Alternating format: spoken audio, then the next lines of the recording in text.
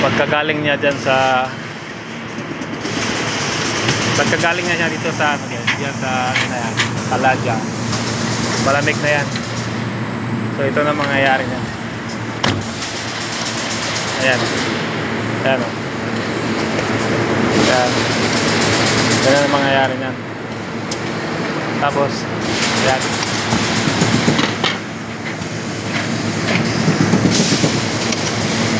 Dadaan yan siya dyan sa ano, sa nuts para maglalagyan siya. Kaya pagdating dito may nuts na siya. Meron na. Tapos kasi kailangan puno yan. Dadaan ulit siya dito sa pangalawa. Yan, para tapos meron tao dito sa gumanda yung pantay. Tapos dadaan yan ulit dito. Dito naman yung sa fillings natin. Yan. Sa filling yan. Lalagyan ng filling.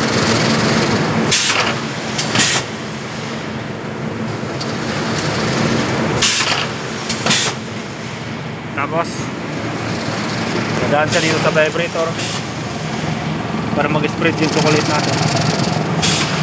Tapos dadaan ulit siya dyan sa Kaladya, sa paternoster para palamigin ulit yung ating chocolate. Dito, dadaan ulit siya dito. Dyan, sa paternoster na yan. Tapos dito na siya. Lumabas na siya dito, galing siya doon. Lalabas na dito. Yan. Hindi pa maganda yung pagkasarado. Dito siya isasarado.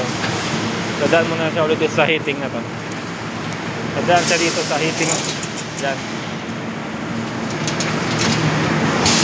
Tapos dadaan ulit siya dito. Yan na yung final natin yan. Yan na yung final na ano, i-cover na natin yung chocolate natin. Yan yung vibrator. Yan. Tapos dadaan ulit dito sa strip roll para maging maganda yung pagkasarado. Yan. Kita nyo, sarado na. Maganda na, sarado na siya guys. Maganda ng pagkasarado. Dadaan ulit yan dito sa basket sa loob. Dadaan yan sa napakalaking Kaladya. Ito yung napakalaking Kaladya natin guys, paternoster. Ang laman nito nasa 400 na 400 na molder ang laman nito, 400 kasi malaki to. Tapos pagkatapos na niya dumaan doon, malamig na siya masyado, ganito na. Yan, malamig na yan. Pwede na yung i-unmold na. Yan yung unmolding natin. Yan, may hammer na doon. Tatak-tak na yung chocolate. Pagka-finish product na yan, ganyan na yan. Kalabas na yung molde.